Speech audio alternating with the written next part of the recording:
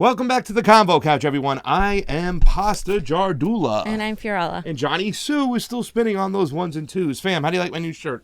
It's new? Yes. Oh. Mom sent it to me for my birthday. I didn't notice it was new. I'm so sorry. I just turned 32.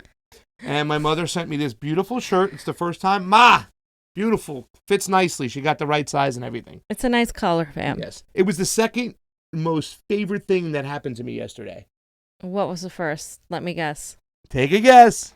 You're such a libertarian, fam. Ah, but I'm not excited about a libertarian, fam. I'm getting excited about a potential green. He is a green, but he seems more libertarianist to me than greenish. He's like a mix of the two. I like him, actually. I think this is great.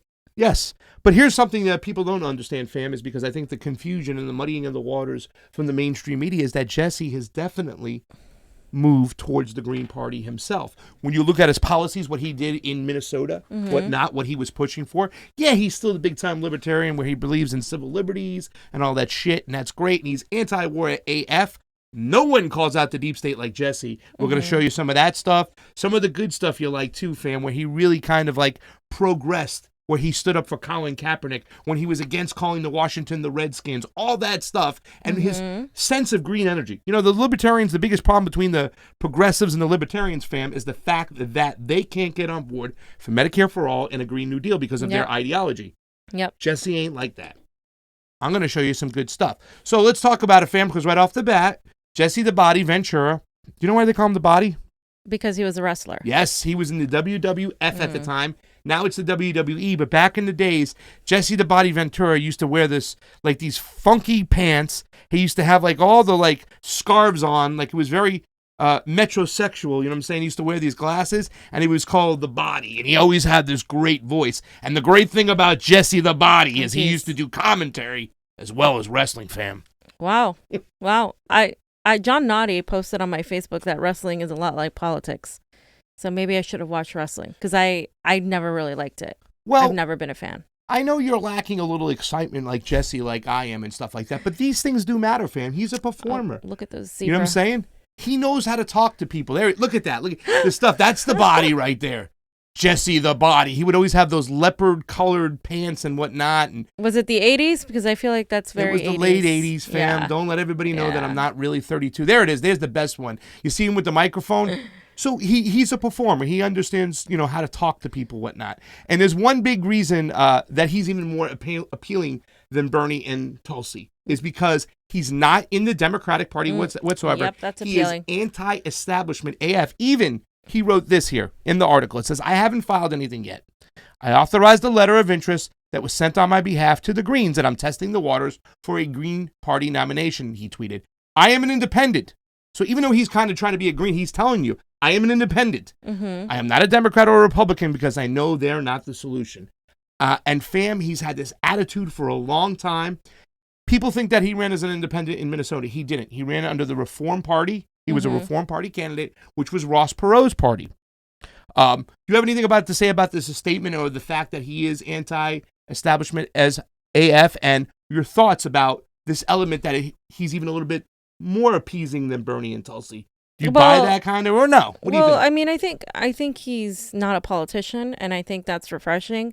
And I think him being openly anti-establishment in the sense of not being part of the Democratic and Republican Party is what people need right now. I mean, I've talked to many people, and they're very energized by the likelihood of his run. Yeah. I think he energizes people and brings people into this momentum that we have sort of lost since everything that happened with the Bernie campaign, which gets worse, and we're going to get into that later.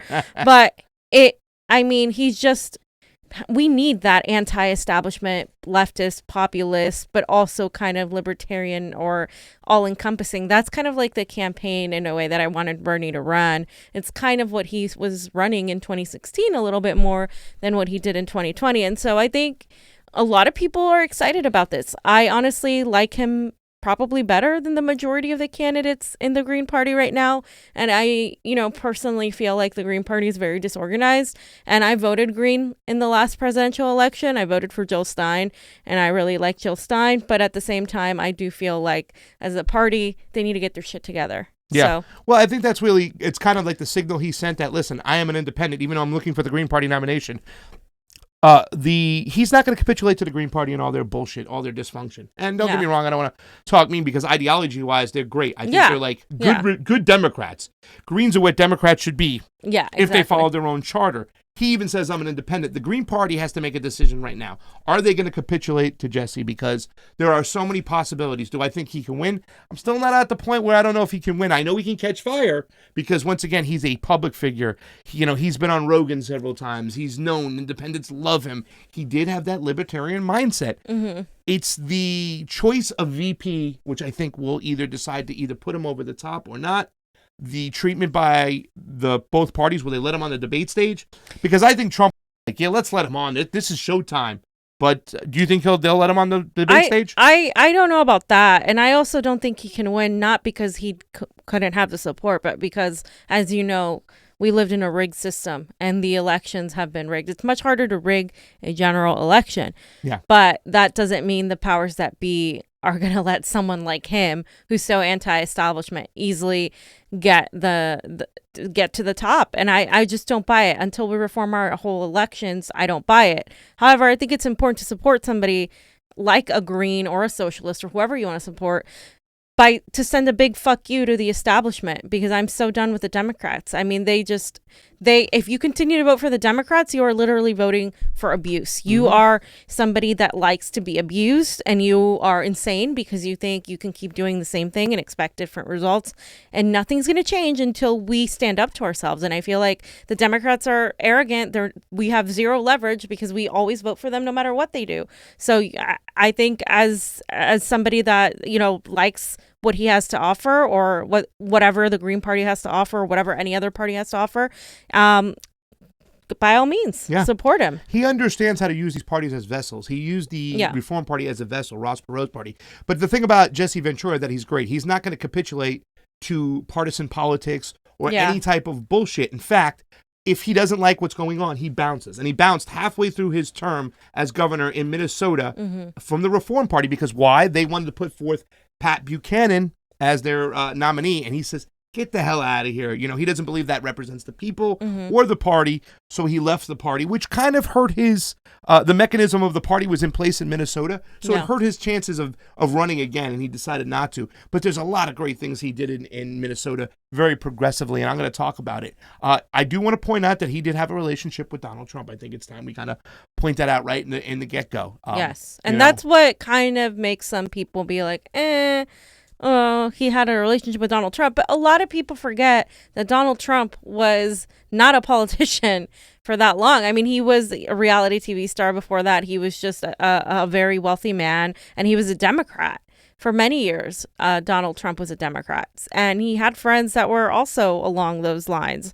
Yeah. And you can definitely see the differences between somebody like Donald Trump, though, and somebody like Jesse Ventura. Yeah. And the funny thing about it is when they were both independent-minded thinking people back in the days, Donald Trump continued to move closer to the Republican Party, where Jesse Ventura did the opposite, and he, as a libertarian, and I put up the political compass. Now, I'm not great on all these political compasses here, but you can see on this particular one, it says Jesse Ventura is in that purple area to the right, where it's libertarian, right? But that once again, fiscally conservative. You can see Gary Johnson's kind of right on the right thing. Johnny, can you blow that up a little bit, because I know it's hard to see. But there's Jesse. You see him, fam, right there? Yeah. I'd say now with his stance, he's probably closer to this he's side. in the green now. I think he's on that same level, and he's in the green. Now, do I think he's far left as a socialist, as some of these other guys? Like, no, I do not. However, he is definitely, he's changed his stance, or I should say progressed. His stance is on Green New Deal-like kind of Can you legislation. guess where I'm at? What's that? Can you guess where I am? Where? On this chart? You're on the bottom left-hand point, like I'm right literally here, right here. Like, Yeah. honestly. Yeah, that's where you are. Yeah, we know that. We know. I don't know where I'm at, because I don't have all the solutions in my ideas in my head. I'm like open to whatever, wherever we can get. Like, if in a revolution time, if we can get Medicare for all and some sort of Green New Deal, I'm down for it. But in the current you political should take system, the test, fam. I want to see. Well, it says I'm a progressive libertarian. We're all around that same way and stuff like that. We believe in our civil liberties, and Jesse is big.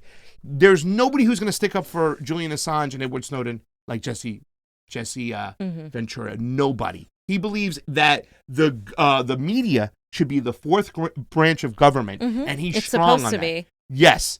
So, I mean, Jesse is big on that, and I also got some stuff up over here, fam, that I want you to show. So now that's the chart in 2016. Right now, he'd be in the green, and I think he'd be lower than everybody else, because once again, he believes that where it says that the media can't hold on to classified information. Like, Jesse doesn't believe that. He believes that the media should have classified information, and everything should be an open, clear window to what the people should know. In other words, no secrets. We run the government, and therefore we should know everything. Right. Now, there's two things I point out over here, fam, that I want to really talk about, because the two biggest issues for progressives are what? Or I don't want to say that, because progressives are kind of like a broad term, but we understand the Bernie Sanders people, they want Medicare for all and energy and oil.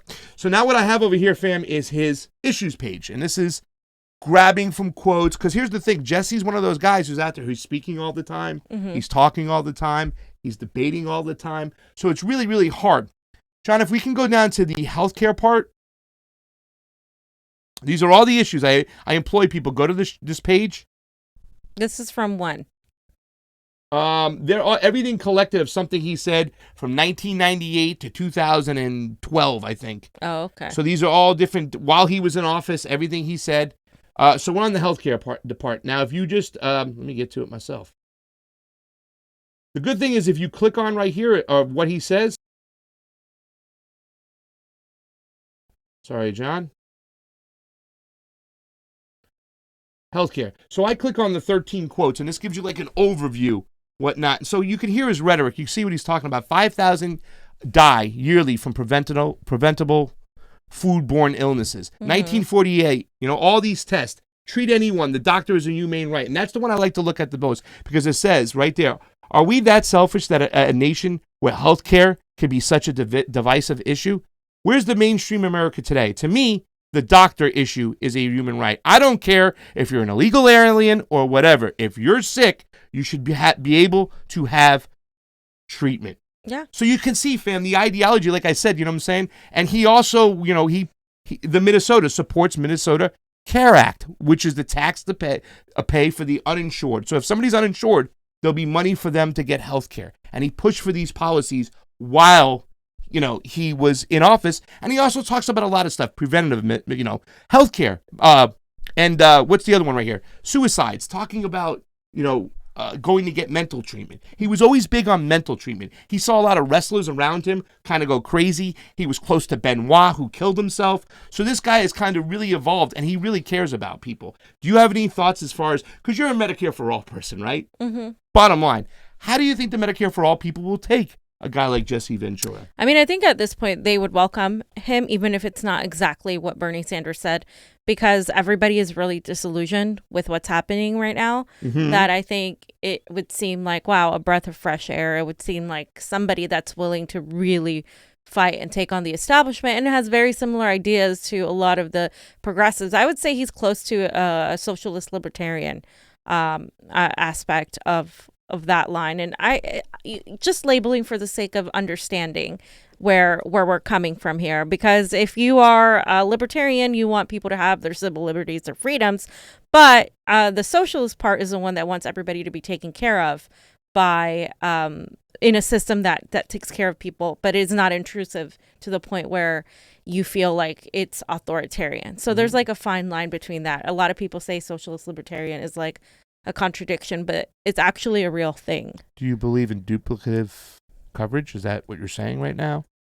Of sorts, like, how we talked about that single player plus, all that stuff that got kind of like convoluted in, the water. Well, no, I think it should be 100% free, like for everybody. Yeah. But eliminate insurance completely. Though. Yeah. I mean, I think he's on the right track. Okay. Yeah, I think insurance should be nationalized. I think it should be like it was in England, where everybody you're born, you have health insurance. If you want like whatever else you want, then you can probably buy that. Like if you want teeth whitening or something cosmetic, then that's separate. Yeah. Right. Well, then comes the debate of what's cosmetic and what's not and stuff. Because I know, I believe that with insurance, health insurance, that if I wanted to, I could get penis juice for free, like Viagra or any of that stuff. But women's reproductive things were outside of their. Yeah, well, it should be both. I mean, it's ridiculous. I think it should be both. It's ridiculous. Well, that's the whole thing. I mean, even though I don't think penis juice is as important as not. It's not. Babies, I mean, it's not. But it could be for a mental state of being. Yeah. What I'm trying to say is that it could how can they give the goodies to the men, but women's basic needs as far as keeping, her body intact are not included in their insurance plan. And that was a common thing. The reason why we have a patriarchal society, and I can't deny it sometimes. Glory Jones, y'all should try the 8 values test too. #free Assange. Glory Jones, Carrie Mark, your stuff is in the mail. Look out for it. Paul Dombrowski, your stuff is in the mail. Russian, your stuff is in the mail. Freedom Tribe and Karen, we're waiting on your shirts. I just got a call. We'll get them in. We'll ship them out. You want some beautiful Convo Couch shirts? We got them. And if you're size large, I got extra ones. Dan Campbell, thank you. Jesse is Nader, Stein, Ron Paul caliber. He's Tulsi and Bernie without their shortcomings and without any attachment to the party, fam. I mean, you just made a video that says it's time to walk outside the party. Yep. No, he just puts a little bit of excitement in a very disillusioned time. It is very disillusioned. So now we're going to do one more click, John, the environment, Jesse Ventura on the environment. So now we know Medicare for All, and I even talked about illegal aliens. Illegal aliens are allowed, and I hate to use the term undocumented workers, whatever. He said, I don't care what you are, whatever you call them, they deserve health care. Just as you do. Everybody does. It's ridiculous. He's essentially saying what Bernie says. Healthcare is a human right, without saying healthcare is a human right. Because if everybody deserves healthcare, you're saying it's a human right. Yeah. But he's just not using the same words. He isn't. Yeah. Well, it's going to be a lot of work because you're going to have a lot of convincing to do. I still think his VP pick is going to be hard and stuff like that. But once Jesse, if the Green Party doesn't screw this up and gets this right and gets him on the ticket, wow, watch out. This guy is a performer. And look at some of the stuff he talks. The EPA approved poisons in the Gulf to disperse the BP oil spill. He has this show called Conspiracy Theory all back in the days.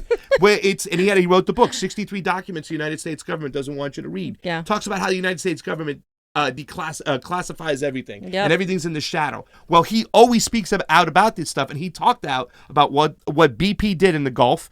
He also wanted to push for light rail in the Twin Cities. And that's another thing he wanted to do. So he's got some policy background of pushing Green New Deal type of things and also calling out the polluters of our environment. And that's not libertarian, fam. That's green. And that's why he's going that way. Yeah. Yeah. No, it's good. I think it's awesome. Yeah. He even talks about driven off his family farm due to development in Minnesota, because that's where he's from.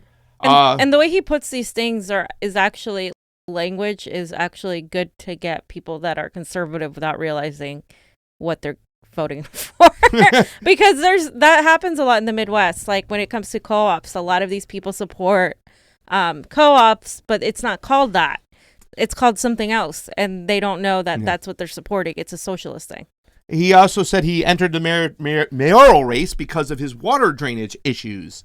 So, I mean, he's been moved by environmental issues to get involved with politics, and there's so many good things about Jesse Ventura. Like I said, I love Tulsi Gabbard. I love Bernie Sanders, and I'm saying they obviously, Tulsi had to go the route she had to. Bernie kind of like drifted off, somewhat capitulated to the Democratic Party. It sucks, don't get me wrong. And I'm not just trying to say, oh, this guy's better, but I never thought he would enter the race. I see that he waited, and once the smoke cleared, now he's jumping in. And the issues I love most: foreign policy, civil liberties. Did I ever tell you I'm a civil liberties guy, fam? I know, right? All the time. He is big on those things. He believes that media should be protected. So Jesse's going to protect us, fam. And we might even get some type of bill down the pipeline that will really curtail and put these big tech giants at bay and stop them from the suppression, which is suppressing our First Amendment rights, all the bullshit. They're spying. We need to get on him, and Jesse's just that type of guy. He will frigging crush the Patriot Act, fam.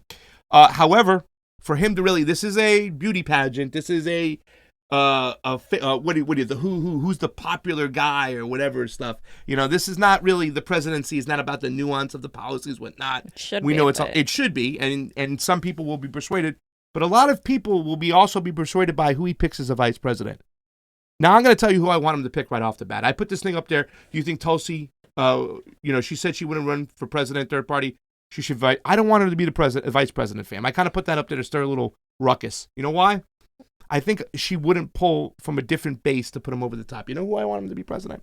Vice president? Who? Take a guess. You guys take a guess. Come on. Johnny, who would I want Jesse Ventura to be the vice president? Yep. Johnny said Nina Turner. I don't know if his microphone is on. Yes. That would be amazing. Absolutely, because now you got Jesse. Hello, somebody. Hi, Pasta and Fee. What do these shirts of the CONVO couch look like? Well, that girl, send me your shipping address and your size, and I'll send you one. We have all different colors, shapes, and sizes, so you let me know. But you've done so many Super Chat contributions. I want to thank you that. I'm going to send you a shirt. That's why we sent one off to Carrie Mark. And Gloria, she says, thank you, fam, that you won her 2 T-shirts because of the trivia game twice. She backed the right pony. You know what I'm saying? I'm a Mustang, not a pony. So the vice president thing is going to be a real, a choice. Here's my wish list. Number 1, I want Nina Turner. Number 2, I want a Jamu. I love a Jamu. Number 3, I want Dario Hunter. If he's going to stay within the Green Party, I want those other 2 if he dips out of there. Now, listen. Okay with all those, yeah. You get Nina Turner, all those neo-progressives who are going to vote for Biden that are afraid that Trump's going to get elected, now they come into play. He's already grabbing those libertarians, those independents. He's got the Green Party, right? He's anti-war. So he's got all these things going. He's got this whole base that he's just going to grab from Joe and Trump the day he steps in there. But now if you use Nina Turner, you go over and you grab a bunch of people that you would have never, ever got, and you bring them over. And can you imagine in the South, in some areas where Obama's got like the older, people of color demographic that he's going to bring over for Joe, now you got that younger one that will get excited and whatnot. Nina's on the ticket. Let's go. Nina's on the ticket. Let's go. She energizes a base right there. And with 3 people in the race, anything can happen, fam. I think it would effectively kill any sort of chance Nina Turner has in the Democratic Party. But guess what? That party is close to dead. It's pretty much, you'll see, like they are really digging their own graves further and further and further. So really, it would actually be great if she would be willing to be part of the Green Party. I think I agree that she would reach other people, more progressives, that he wouldn't necessarily reach. But I also think that it's going to be still tough to fight the propaganda, the mainstream media, and all of these, some of them even, progressives, quote unquote, who are all about defeating Donald Trump. Yeah. I think it would definitely signal a divide between those two groups, because there's already a divide right now, but it would just make it bigger. And you know what? I'm all for it. I just want everything to fall apart. I want every mask to come off. I want to destroy the Democratic Party. Yeah. Well, I mean, do you think she would consider jumping on him? What reasons would she have to stay at this point? You really want to work within that Democratic Party? Don't you want to be issues-based? And then this is a guy who's going to just bring so many issues. Well, the reason to I the say table. she might want to stay is because she has said, like, she does want to get Trump out of office several times. So I don't really know if she would feel that it would be a mistake to not do that. I honestly think she is definitely more willing to hear the other side than Bernie, for instance. But I don't know if she'd make that calculated of a risk. Is he running for sure though? No, he's waiting testing. for the Green Party. Okay. Yeah. And once again, listen, we've dealt with the Green Party. We've talked to them before. I've also made some calls out there and maybe get some people involved, get them back on the show, talk to them about what's going to happen, because once again, the Green Party, as we know, has had their own kind of bullshit going on with their own nomination process. However, they once approached Jesse Ventura almost a year ago about this. He talked about it at the airport when they caught him. He's like, yeah, the Green Party's already shown a lot of interest. So right now, it's up to them. Green Party, make your move. Yeah. You know what I'm saying? I don't know what they're going to do to try to get their person on as vice president. Like I said, he's not going to capitulate to the Green Party. The Green Party's got to capitulate to them. But can you imagine if he does, just say for some crazy chance, he says, let's go, Nina. Nina gets on there. They don't win, but they make a lot of noise. Now Nina Turner can run in 4 years as a Green Party candidate. And she'll be all about the Green Party. She's all about their values. She can run as anything. I mean, I think the Democratic Party is trying to latch onto this idea that they have a shot at fixing and reforming themselves, and they don't. And they've shown it to us time and time again. So it's time, like I said, to walk away. Yeah. So I got this video here, fam. I put this one on for you real quick. Johnny, I know we didn't put a time on there, but we're just going to play it from the beginning and probably stop it with a couple minutes into it. But this was a big kind of, controversial thing when the Washington Redskins were really getting pressed to change their name from the Redskins to something else. A lot of libertarians and people freedom of speech, they might have just stayed away from it and said whatever. But watch Jesse. When I say he's independent-minded thinking, and he doesn't back down, fam. He's smart. He's a performer. He knows how to work a crowd. And he sticks to his stance regardless if it's popular or not, or it's not with his people. I mean, he cannot be underestimated. This guy is genuine, and it could be a game changer. He's also got a lot of popularity in pop culture, main culture, independent culture. He's a breadwinner over here. Check him out. On the Washington Redskins, because at the moment there's plenty of talk about them and whether the name is offensive, whether it should be changed, and whether that indeed means that other teams' names should be changed as well. What do you think? Do you think it needs to go? Yes, but no, not the other teams. The Redskin name is completely offensive to me. I did NFL football on the radio for Tampa for 2 years in the early 90s and the Vikings for 1. Whenever I would talk, I made a conscious effort. I simply called them Washington. And I hope I never slipped up. But I would only call them Washington. And put it this way, do you think you could go out on the street and see a Native American who you didn't know and say, hey, Redskin, come here? What do you think the results of that would be? Not very good. They need to change that name. It's racist. And I had to laugh. This kid from Philadelphia that got in all the trouble, for Riley Cooper. He made a racial slur on tape or whatever. Well, I found it laughable on ESPN when they chastised him, and then the very next story was RG3 and the Washington Whats, and none of them even batted an eye over it. I think it shows me this. It shows me that we as individuals can't make racial slurs, but corporations can. And I thought corporations were supposed to have the same as us, according to our Supreme Court. Well, there it is. See what I'm saying, family? Yeah. Not only does he take a stance and saying, it's racist, but he also talks about the fact that hypocrisy. Yes, that the mainstream media gets to do what the hell they want. Corporations get to do what they want, but the little guy, you know what I'm saying? He slips up and forget about it.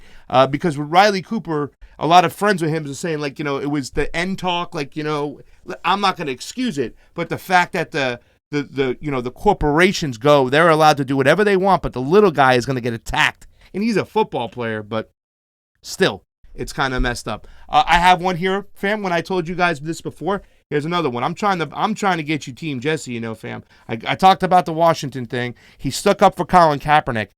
Oh, no one calls out the deep state like Jesse, but he even stands for socialism in South America and the Caribbean. Check this part out.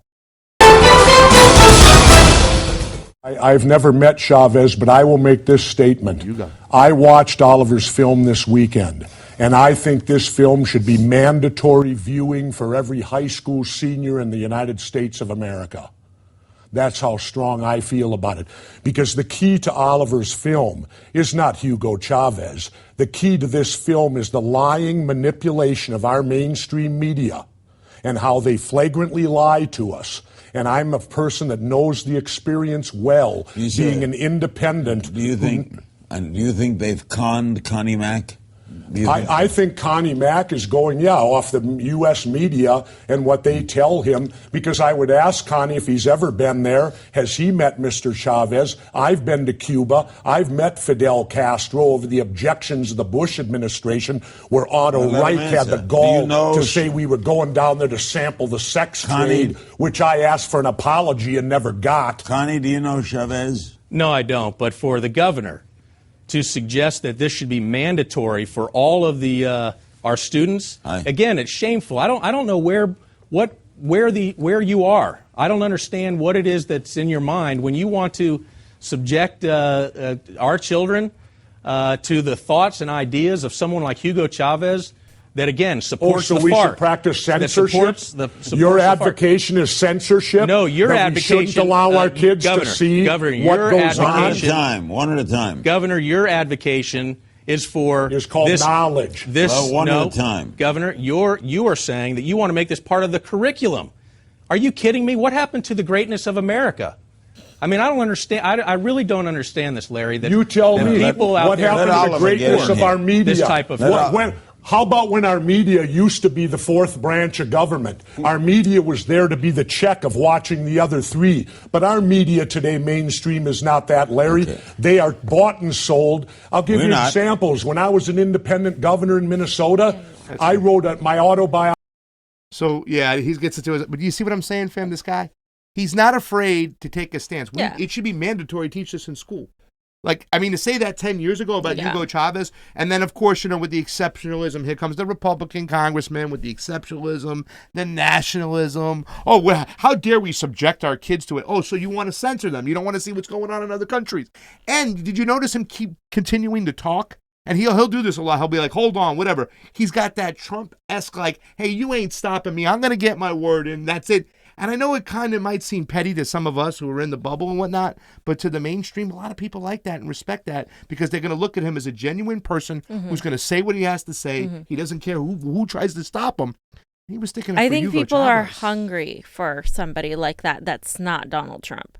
Like somebody like that is actually anti-establishment. Because again, Donald Trump ran as an anti-establishment candidate, as an anti-interventionist. We know he really isn't. But Jesse Ventura is like that, but actually from a more leftist perspective. And he is anti-establishment, anti-war, super populist, and I think people are really hungry for that person that's going to punch back and isn't just going to play super nice like Bernie did. And that was Bernie's sort of, it was something that people value of him, but it was also something that really didn't help him at all when he needed to actually punch Joe Biden. Can you imagine Jesse Ventura against Joe Biden?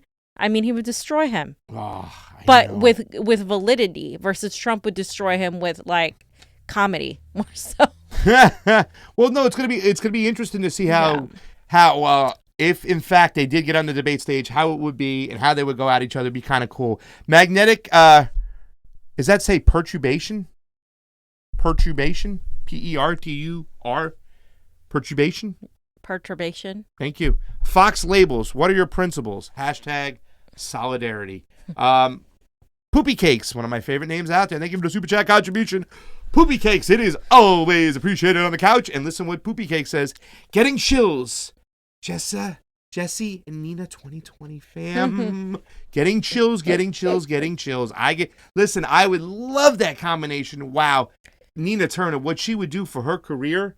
I know that she might ruin her shit within the Democratic Party. Fuck the Democratic Party. Exactly. Spectra is winning. Thank you for the super chat contribution. It is always appreciated on the couch in an appreciation of Johnny Sue. That caps this month's trifecta of discretionary donations. Well, it doesn't make a difference because it's late April. Next month is coming up.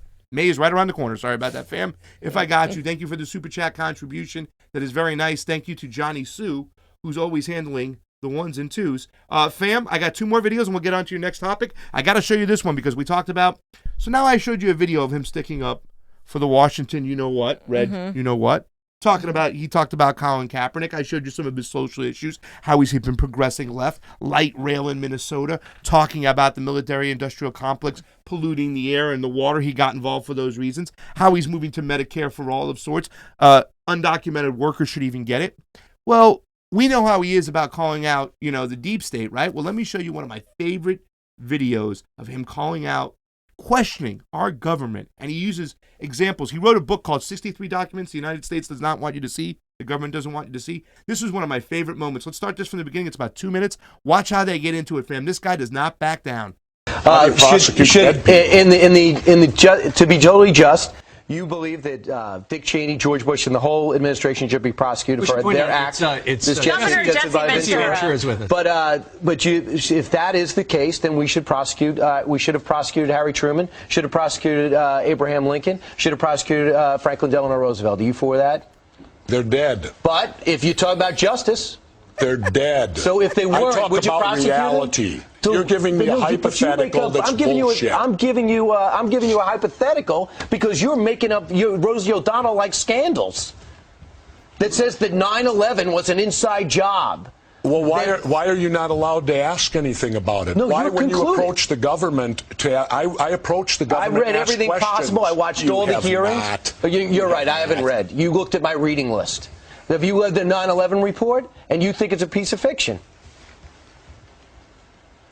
No, I believe everything in it. I believe my government's never lied to me, have they? Let's see, where should we start? The Gulf of Tonkin incident? Now that took us into war in Vietnam. They've now admitted it was a lie. So 58,000 of my generation were killed based upon a lie. But that doesn't count, does it? What does that have to do with 9/11? That shows that we will lie to go to war. We've been doing it for years. We will continue to do it. The Gulf of Tonkin incident, did you believe that? Well, you probably weren't alive then. I apologize for not being alive then. Well, it won't happen again. Well, I was alive. Okay. But and I remember our president sitting on TV telling us our boys are floating in the water. And because of that, you'll never believe anything. False. And because of that, you'll never believe anything. But they lie all the time. Have you been in government? No, I have. All right, so that's so I've never been in the NFL, but I could watch a football game and judge what's going on. Why do we have the CIA embedded in all state government when their mission statement says that they're not? The question. If you just say one thing, you don't think the CIA has our best interest in mind. You don't think our intelligence branch. I never said any of that. But your questions and conclusions only lead to that one statement. That you think everyone's against America, the government's against America. True. Always remember, dissension's the greatest form of patriotism. Tom Jefferson said that. Tom, you were alive then? No. You're going to insult me. I got to go to radio. Yeah. All right, Jesse. Take care. He's leaving. Jesse, I do have to say that I think Brian probably has read every word from. It's very easy to find that video. I suggest you go back. He just got made to look like an idiot. That's why that guy left. Yeah. I mean, he's so daft. Like, what does that have to do? What does that have to do with 9/11? Like, you can't make the fucking connection what it has to do with the government lying to you on such a huge issue just so they can go to war. Do you not think that they're going to continue to lie to you just so they can go to war? Like, how stupid are you? These people they're beyond stupid. They're actual robots to the oligarchy. Yeah. And they're all just embedded with this, like, kind of nationalism. It's everything that was taught from school. You know what I'm saying? Like, that guy reminds me a little bit of Zach sometimes. Like, no, Zach, they fed you a bunch of lies when you went to school, brother. Damn no, it. No, I don't know about that. I'm like, Zach, really they fed you a bunch Zach of fucking lies. I love you, and I know he's probably evolved. I love my boy over there, but this guy is very much like that mentality that really just believes everything that was fed. Remember when Ungi told us one day, is like, I just realized one day that everything I was taught, everything I was programmed to think was all a fucking lie. Kevin Z said it on this show, right? The U.S., the secret empire. But here's a guy calling it out for what it is, not afraid to call it out. You know how much courage that took? Years ago. Before even Gravel, before anybody, it was Jesse the Body Ventura. Captain Freeman. If you haven't seen The Running Man, you haven't seen The Running. Can we watch The Running Man, guys? It was ahead of its time. It was written by Stephen King, adopted by somebody else, and it was a story about what the future is going to look like, how we've become barbarians, and how the media and the mainstream and the oligarchs change everything. And it's kind of funny when he was talking about, when he was looking at the script, he was like, this says this is like 30 years from now. This is like maybe 6 years from now. You know what I'm saying? Yeah. How we're going as a country and how we're lied to and how we're messed with. It is pretty disgusting. I have one more final video, fam. It's with Piers Morgan, and it's important to put it out because media, whistleblowers, real journalists, they're being prosecuted. They were prosecuted under Obama. He used the Espionage Act to prosecute more journalists than any other president. Donald Trump has followed suit. This is all about what rights the people have. What should they know? What should we keep secret and what we shouldn't keep secret? Because there's a lot of people out there, a lot of Fox News watchers, not to pick on them, but they believe that stuff should be kept secret in the interest of the public, of the government, of public interest. What do they call it? They say they always do this and that, and in the matter of secured public interest of sorts, like the CIA's. Yeah. We shouldn't look at that. The public shouldn't know about those things. Well, Jesse, not only is he just a libertarian minded when it comes to civil liberties, he believes the public should know, and the media has the right to tell people. First 2 minutes, please, Jonathan. So perhaps for my brother, who's a British Army colonel, and when I discussed WikiLeaks with him, he says that the impact of releasing private memos, private reports from the military when they're in operations is incredibly dangerous. All right, go to my book. Sure, I believe you agree with that. I agree with that. But go to my book and see. Currently, our government every year declares 16 million things top secret. 16 million. I would say that's about everything. So what do we get to know about? But my point, Jesse, my point is, when they're abusing what's secret by classifying everything they do, the public can't see. Read in the back of the book what some of the great founders of this country said about secretive government. Did you believe it was in the public interest that WikiLeaks revealed, for example, that Colonel Gaddafi had 4 mistresses? I could care less how many women Colonel Gaddafi has. No, but do you think, is it in the public interest to reveal that information? I don't know. It's gossip. Doesn't bother me. But when you were governor, you hated that kind of gossip against you and your family. In fact, you detested the media that spread any kind of gossip about your family. They didn't spread gossip about my family. They did about your son, right? Oh, yeah. Well, they trumped up charges on him. Right, but what I'm saying is that kind of family gossip, private life stuff, isn't that where the line should be drawn with WikiLeaks? Why do you support everything they put out there? Given that you were so vocal about any private material coming out about you. Then why is it okay for why is it okay for them to expose my private stuff? I'm not saying it is, but I'm saying if you felt strongly that your private life was your private life, however much you think badly of Colonel Gaddafi. Somebody had to write about it, didn't they? Why is Gaddafi's private life public interest? What you're at here is a classic example of killing the messenger, not the message. If it wasn't written in the first place, there'd be no message, would there? So somebody wrote it to begin with. Shouldn't they be the ones who have put America in danger? The ones who wrote it? No, because the whole point of being a diplomat is that when you report to your governments around the world, and let me finish. We're in sad shape when diplomats have to sit and lie, when they have to write things that people aren't allowed to read, and if they do read, they take offense to. Well, I would say that's part of the big problems of the world today. There he is, man. I mean, the more people learn about Jesse Ventura and the more they see him, the more they're going to love this guy. He does not back down. I think he's that opposite of kind of Trump, the Trump on the leftist side that we needed. People want somebody who's going to stand up and take power, and who's going to be sure of their convictions, someone who is genuine. Even if they don't agree with him, he believes in what he believes, and people will support him for those reasons. And Jay Bird says, Jesse, Americans ain't got time to bleed. That was from the movie Predator. There was a scene where he goes, "You're bleeding." He goes, "I ain't got time to bleed." It's one of his famous, and he had a big old kind of gun in this movie, which I know a lot of the junkies liked. It was kind of like, it was a war fictional movie and stuff, but that's Jesse Ventura, fam. Are you ready? He's great. Can I order you a shirt? Order me a shirt, fam. You're down? I'm down. You guys, what kind of, let's I'm find convinced. out. Find us what kind of shirt you want us to, what shirt should Fiorella get? And I'm going to buy it for her. I'm going to order it. I was thinking, the way that Bernie Sanders used to have the silhouette, like his shadow and stuff? Yeah. I want that one with Jesse where he's got the bald head and then the hair down here. Well, really he's got the Bernie bald head and the white hair, so I'm just trading one old white guy for another. They're my favorite. Yeah, but this guy has always been anti-establishment, fam, so I know you were once like, sometimes you thought you're in love with Bernie, but you meet the other guy. Maybe Jesse can be the next love of your socialistic mind in your heart. Who knows? It's tough. It's tough for me. I'm not, really open right now. I'm still hurting a little bit, I'm still trying to get there. I'm still trying to get over him, I know, fam. It's going to be hard. Listen, guys, over on ROKFIN, thank you very much for watching live. We have 6 viewers. If you haven't signed up for ROKFIN, please go on over there, ROKFIN.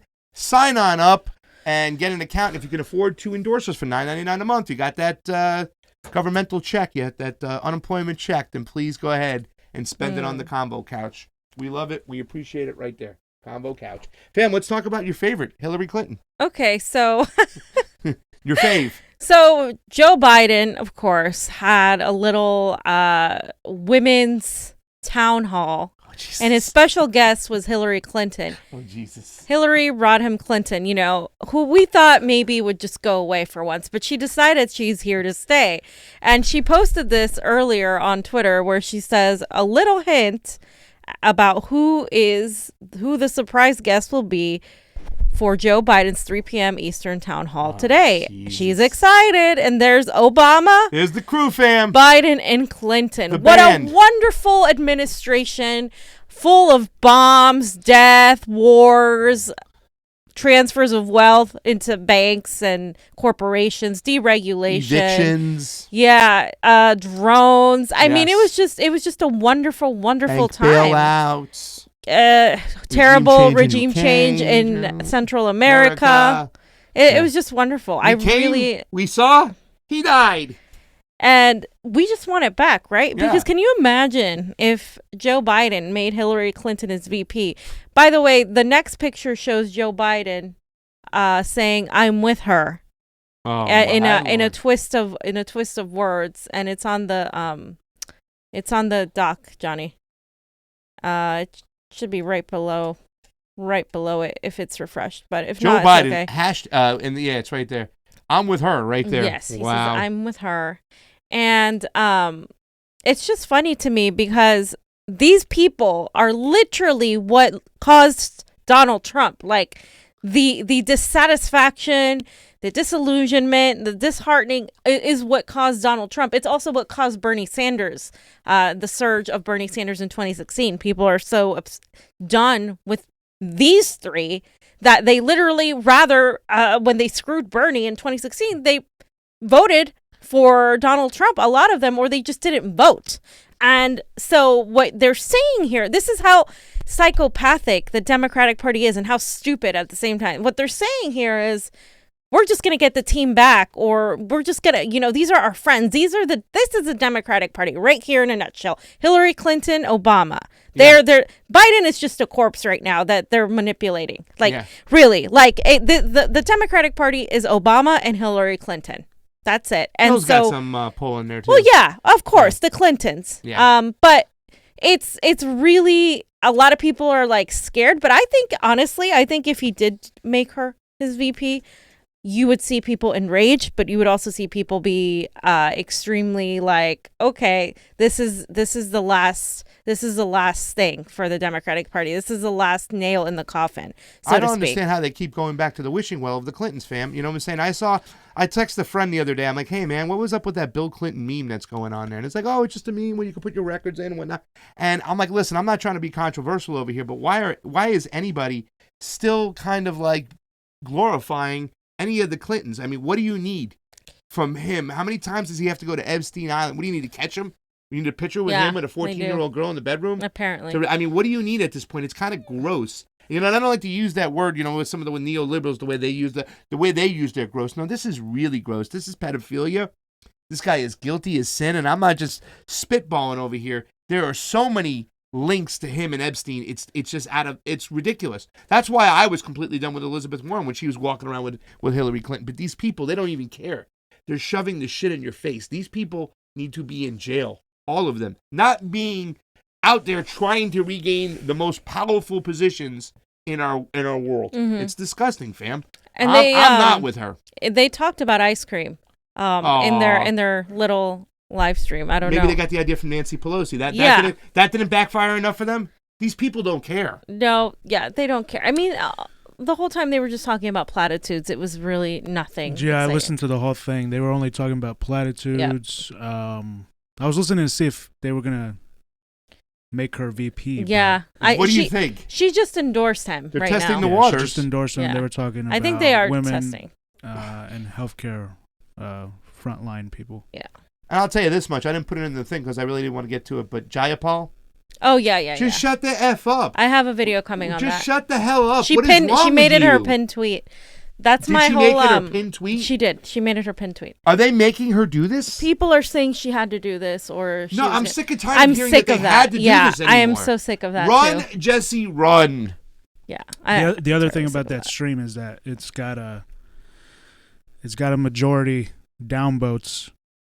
Johnny, give me what it's at 2.9 thousand to 1.2 thousand.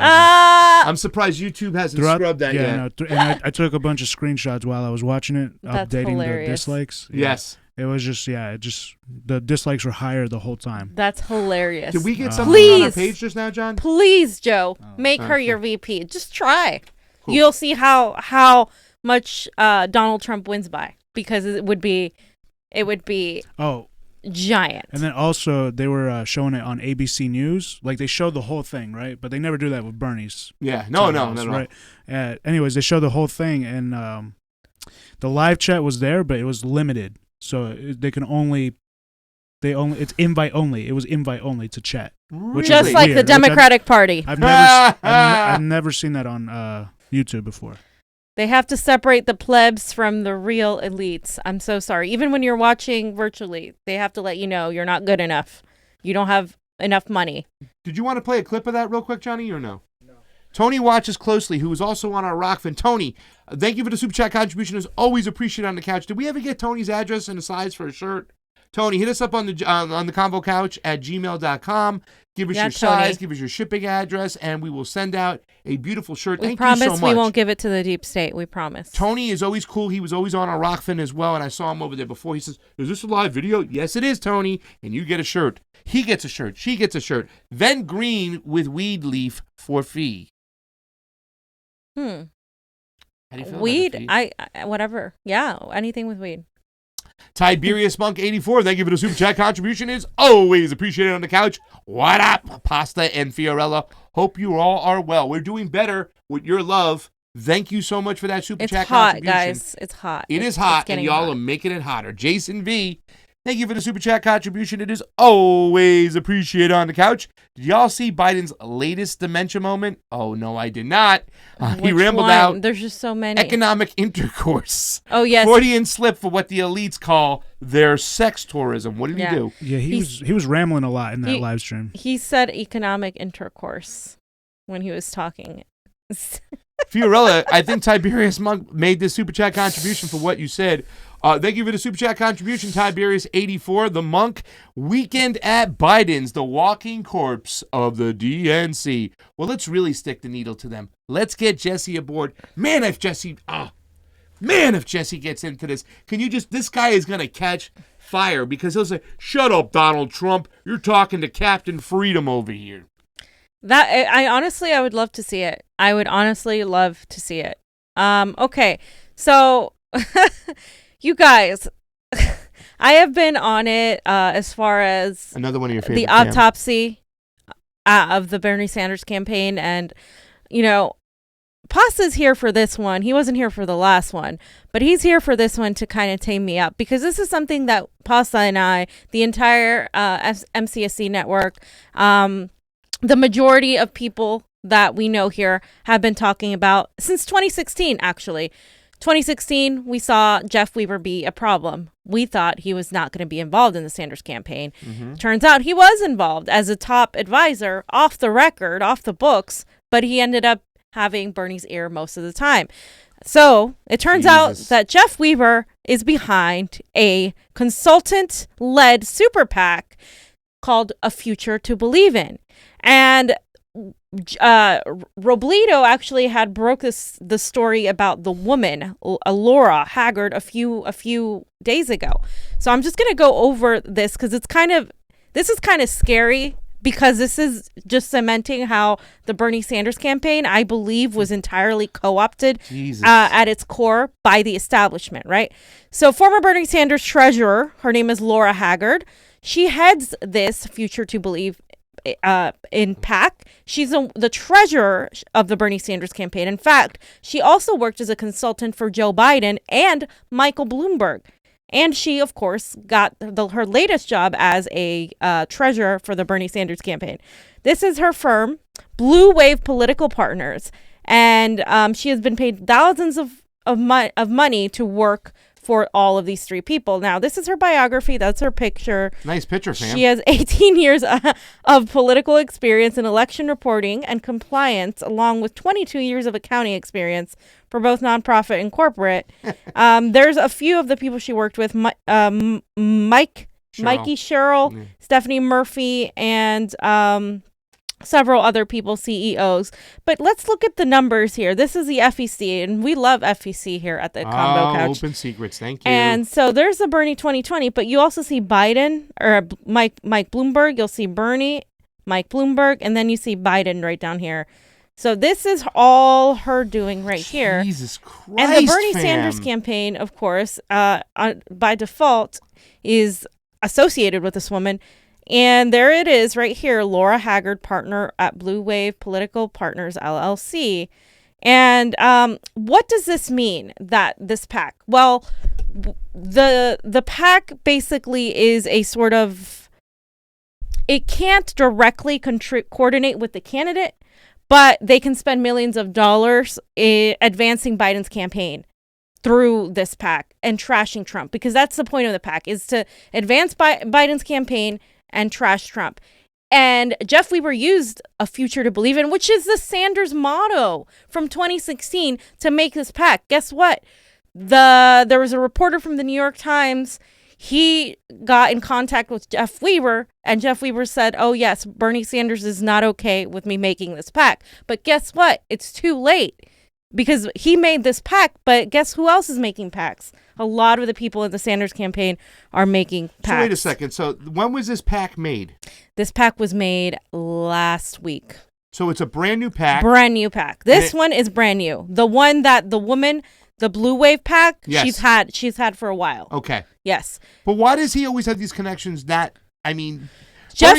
Bernie Sanders, Jeff Weaver has these connections to Bloomberg. Even for Center for American Progress has connections to Bloomberg. Yep. Bernie Sanders has been attached to Bloomberg, like not directly or indirectly, but it's tainted his name, fam. Absolutely tainted his name. And Jeff Weaver, just so everybody knows, has been with Bernie Sanders since Bernie Sanders first started. He's such a schmuck. And what it appears to have happened is that Jeff Weaver has sold out versus Bernie Sanders stayed where he stayed. And he had his ear.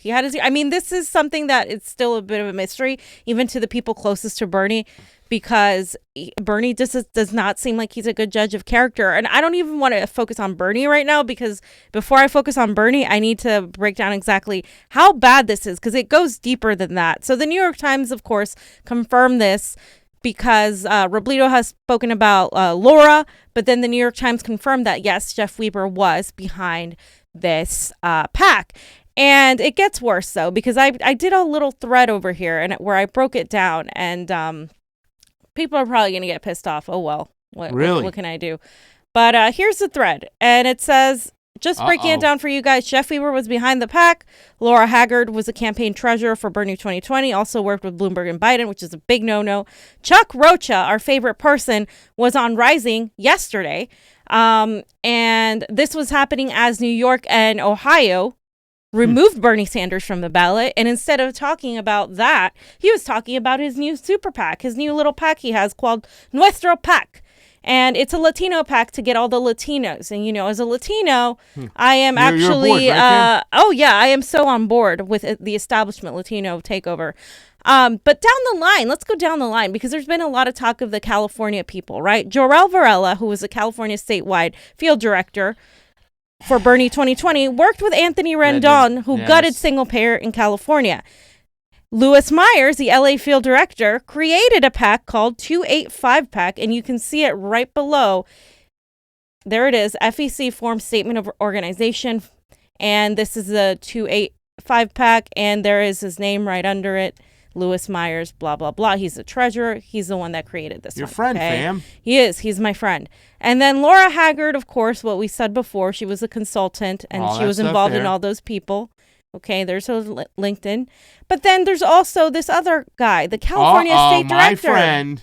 Your best friend, Rafael Navarre. The guy you tried to warn about the election stuff, Assholes. and Jeff Weaver, both of them, on video. Twice. He also has a PAC, fam. He also has a PAC. Mi Gente PAC. Mi Gente. Mi Gente. This is spelled wrong. It should be G, but okay. That's not Magente? Yeah, that's, yeah. Guys, I want to spend some money to Magente. It's in Arizona. So there he is, and there he is on Twitter promoting his little PAC, okay? But this is why this is such a big deal, because these connections to the establishment are one thing. These people are all connected to Center for American Progress, to people like Bloomberg, to people like Biden. And now Jeff Weaver is taking all of this and trying to get Bernie supporters and progressives to support him. So let's go down a little bit further, because I want to show you guys something. Louis Myers has a PAC. I don't know if it's up here. Louis Myers, I don't think I put it, but Louis Myers has his PAC where he is sending people a Google Doc form where they can sign up, and it has a picture of Bernie Sanders and the Bernie Sanders logo, and it says, join us, a Bernie alumni, and help us and donate to our Super PAC. This is going to help progressives and Latinos and blah, blah, blah. No. Louis deactivated his Facebook, by the way. He's using Bernie's face? Yeah. And he deactivated his Facebook? Yeah, he deactivated his Facebook. Right, I have questions, fam. So Louis Myers, Rafael Navarre, this Laura woman right over here, Jarrell, they all started PACs, right? Yeah, all of them. So what are they doing with these PACs exactly? Because I know Bernie Sanders had like a PAC of nurses where you say all PACs are That's not a union. So bad. It's right. different union PACs. How are these PACs nefarious or sinister in certain ways? Like, what are they doing? Where's the money going? Who are they getting it from? So, like I said earlier, like they can basically use these PACs to pay themselves. Because remember, now that the Bernie Sanders campaign is done, why do you think they all started PACs as soon as the campaign's over? Because these are highly paid establishment consultants. Right now, they're not getting paid. Okay. Right? So if they can form a 501c3, I believe is what this organization is, they can get people to donate to them under the progressive cause, so then they can continue to make money off the movement without actually doing anything to forward the movement's agenda. And it's completely legal because it's a PAC that's not affiliated with Bernie anymore, but it's using their connections to the Bernie campaign. Is that money going to Biden's campaign at all? The money from the Future to Believe in PAC is entirely to go to Biden's campaign. So where's Louis and Rafael going to funnel their money to? They're not going to take all the money they get in. They're going to pay themselves, but where's the rest of that money going to? To their Latino trying to take over progressive Latino positions in organizing and government. They're not progressive, Rafael or Louis, at all. Okay, they're left-leaning establishment neo-progressives at best, and they thank you so much for doing this, fam, because I had no idea that Louis Myers and Rafael Navarre had Super PACs. Well, it's that's what you said, right? Wow. They all started them at the same time, and it's precisely because they're no longer working with the Bernie Sanders campaign, so they need a way to make money. And this is the worst thing is, I mean, just starting a PAC right after Bernie Sanders suspends his campaign. And then, of course, Jeff Weaver above everybody, because Jeff Weaver hired Chuck Rocha back in 2016. Chuck Rocha actually worked in the campaign in 2016. Yes. He just was lower level. He was This pushing time- Bernie to concede quicker than he did. I heard that was the rumblings about Jeff Weavers, that he was trying to get Bernie to drop out. He did that and again. Get behind Hillary. He did that again. That's and he was the the one doing it ahead of everybody else last time when it was a Yes. different path. It was a different nomination, different things going on. So yeah. Yep. So this is exactly what it is. And so the ties to Joe Biden are crazy because now it seems like the establishment is entirely consolidated with Joe Biden. And what happens if Joe Biden picks somebody like Hillary Clinton? All these people are going to be doing this to get Biden and Clinton to win, or Biden and whoever other neoliberal it is. And that's the problem. And this is exactly how they co-opt campaigns. They started a hierarchical system where Weaver hired Rocha hired Rafa, Jarrell, all these other people that are just like him.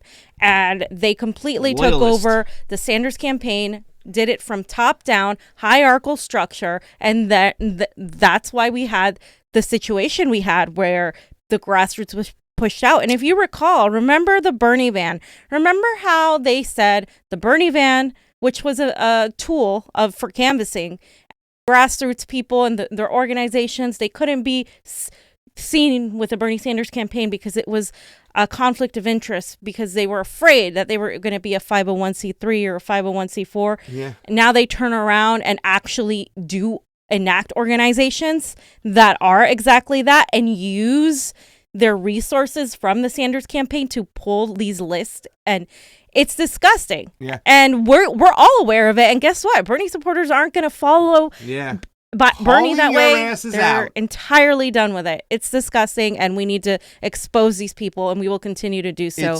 It seems like those Lewis Myers fam, the Lewis Myers, the Raphael Navars, they would hire only people that were loyalists to them, but people who were truth tellers were not allowed in, or people who would steal their thunders were not allowed. You They didn't want the grassroots to make them look bad. And a lot of people have come back at me and said, Chuck Rocha is the reason Bernie Sanders won the Latino vote. No way. No, he's not. No way. Bernie Sanders won the Latino vote because Bernie Sanders had the policies on immigration that Latinos really liked. And the workers, grassroots organizers, the volunteers, and the field organizers were the ones knocking on doors for Bernie. I'm telling you because I saw it, especially in this neighborhood alone. Melissa Michelson was knocking doors left and right for Bernie, and they're all Latino. Yeah. And you would see Bernie signs all up and down the streets around here at Latino homes.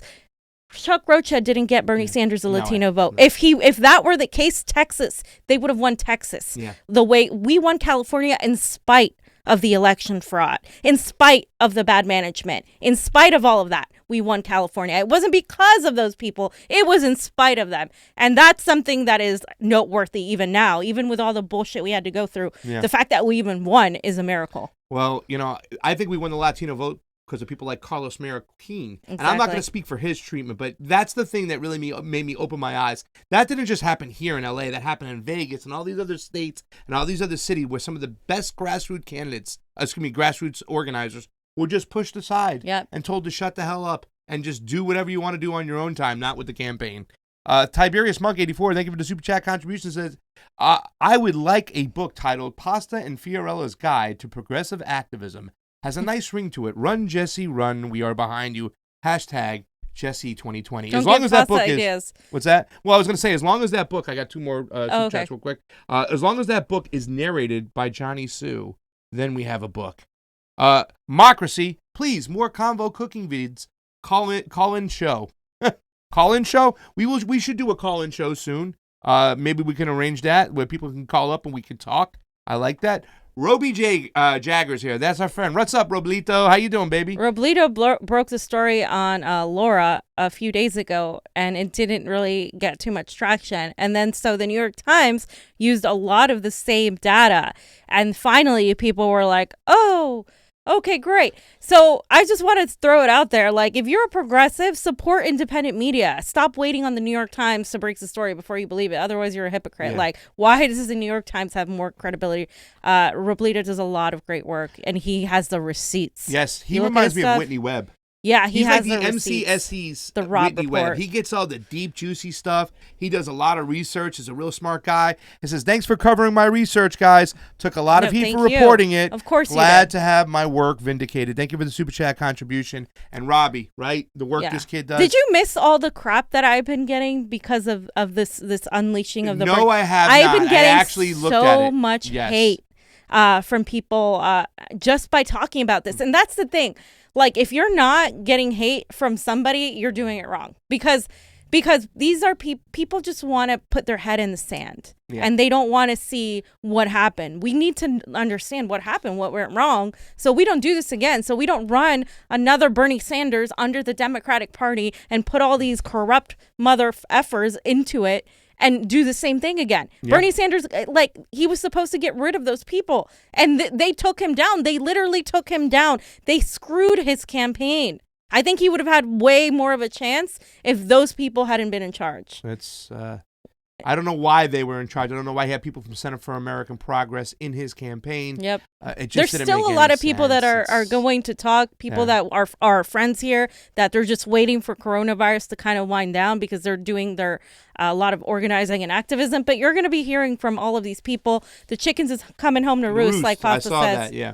This was a crazy show today because there was a lot of chickens coming home to roost. It was Jesse, and it was these people, these leftover. And let me tell you something, fam. There's sycophants that have suffered from sensationalism on the left and neo-progressives, just like there are for the establishment. I can never understand the fascination, how people just loved Hillary Clinton and whatnot, and it was like that sensationalism. Well, they got the same thing for Bernie Sanders, and I'm not saying that you gotta hate the guy. No, you gotta recognize what has happened in the you people got to that work recognize for what him. happened in the campaign. And you shouldn't be getting mad at Rob or Fiorella for calling out what happened. It's just ridiculous. The It's fact like that now you're being the messenger. ridiculous. They're doing what he said. You're hating the messenger instead of the people that caused the issue. Jesse said that 10 years ago. That's what I'm saying, fam. Yeah. That's what I'm saying. I'm He was gonna, right I'm on the gonna money. say it like Sarah Silverman. You're being ridiculous. That Remember was when a she good, said that? That was a good impression. She gave her face like this. You're being ridiculous. That was and she was like one of my favorite person know. in the world, and she just persona non grata. Fam. Persona non grata. So there's rent strikes, fam. Yes, Bernie Sanders should be leading a He rent should. strike, a general strike. It's too late. He's going to be a thing of the past because once Jesse jumps in and all the momentum goes over there, it's going to take a lot of... Let me tell you something. We were talking about this the other day, fam, and I was talking about it with Nico, the shit you were taking online. Like, I started looking at some of it. I was like, wow, man, they're really going at you hard. And these are people that you were once friends with and talked about strategy with from Bernie Sanders and whatnot, some of them. Very few of them, but yeah. A few of them, though. Very, I mean, very they few. weren't people that I would suspect that would say, shut up, Fiorella, you can't talk bad about Bernie Sanders. You know what I'm saying? But they are, and it's just, it's weird. So, I mean... yeah, the media isn't there to promote political candidates. They're there to tell the truth. And if you want somebody that's there to be a fanboy or a fangirl to Bernie Sanders or any other politician, that's not me. So, and I'm okay with that. So...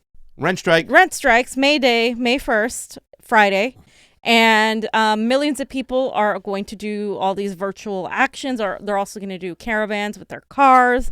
This one is in New York. There's one in New York that's happening. The rent strike in New York. They're trying to organize the largest rent strike in the middle of COVID right now. And there are at least, let me read a little bit of this because this is happening. At least 400 families who live in buildings, each containing 1,500 rent units, are coordinating building-wide rent strikes, according to Sia Weaver, campaign coordinator for Housing Justice for All, a New York-based coalition of tenants and housing activists. Additionally, over 5,000 people have committed through an online pledge to refuse to pay rent in May. The rent strike is a cry for dignity. We are all deserving of a home, no matter the color of our skin, financial status, or culture. And it's happening. I mean, we're rent striking here. A lot of people are rent striking here. So bad. DSA LA is also having a rent strike virtual event on May Day. At 7 p.m. On rent day, right? Yeah, exactly. And you can Roshan's join that. Roshan's going. Several people are going. And you can do... one or just digital? No, this one's just digital. This one's just digital at 7 p.m.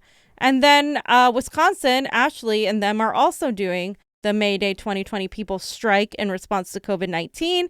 They demand people-centered solutions, sacrifice no one for landlords or the rich. This is from Madison, Wisconsin, and they're doing that.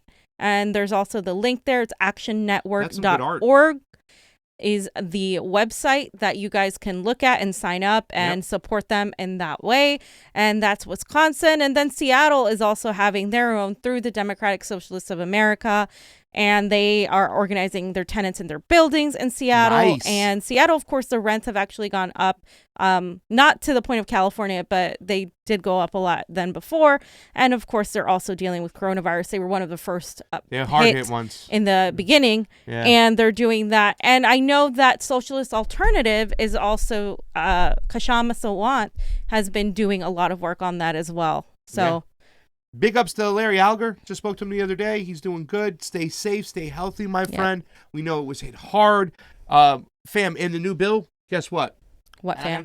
My video is coming out on a new bill, too, as well. Guess there was nothing for rents, and there was nothing for mortgages. It was the same old bullshit, only specific SBA loans. And the way they did everything, this whole thing when it came to small businesses, when it came to the renters, when it came to the middle class, they didn't do shit. They took care of themselves, the elites, the oligarchs, and they screwed the working man. Nothing, no freeze, no real moratorium, only a deferment means would we push it back. And guess what? The chickens come home to roost because then the landlord can come with her hand out and say, "Where's my money? You owe it all." It's disgusting what they've done. And now some of the squad wants to vote against it after, Wall Street has got their trillions. Now you want to stay. They took care of themselves first. It was disgusting. Ladies and gentlemen, this is your Congress. This is your government, Republicans and Democrats. All of them. Screwing you over. Yes. You got no friends. And I have a video coming up on why Dem Enter doesn't work, and I'm just going to give you a hint. It doesn't work because these politicians are specifically going to always capitulate to try to defend their positions. Yeah. This is why you just can't be within the Democratic Party anymore. There's too many strings attached for them to try to go out and be an independent-minded person. Yep. You're always going to be emboldened to them. Is that the word I'm using? Or no? Indebted. Yeah, to them. You know what I'm saying? You're going to take their ideology on. You have to sign their agreements to do certain things. It's a corporate party, and they got you by the you-know-what, fam. We got anything else before we get out of here, Johnny?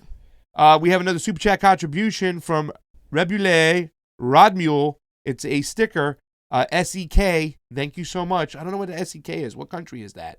But thank you very much. That's awesome. I also have Swedish. Thank you so much. Send us some chocolate. We love it. We'll give you our mailing address. Or is that watches? I keep getting them messed up. They have really good alcohol. I don't know. Tina. I forget. Tina will tell you about that. Aquavie. I don't know. Okay, so we also have Mountain Pal Gal. I saw that one over here. Lori, Mountain Gal Pal, thank you so much for the Super Chat contribution. It is always appreciated on the couch. Jesse plays to win. No crumbling like Sanders. You better believe it. Fam, I'm not going to hate on Bernie.